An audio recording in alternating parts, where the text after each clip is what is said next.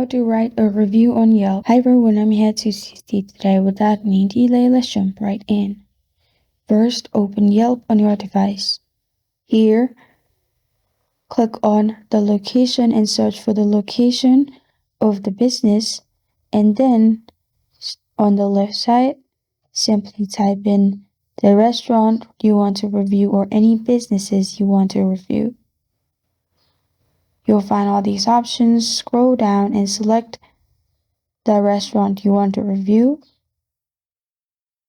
Scroll down, click on write a review in here. After you click on write a review in here, it will lead you to this page. Here, scroll down and simply select the stars. How would you rate your experience? Then at the bottom, you'll find tell us about your experience. Simply start your review in here. After you've done that, press on post review and you're good to go. This is how to write a review on Yelp. Thank you for joining me today. If this video helps you out, please leave a like and subscribe for more. Got a question or want to suggest a topic? Comment below. Thank you for watching.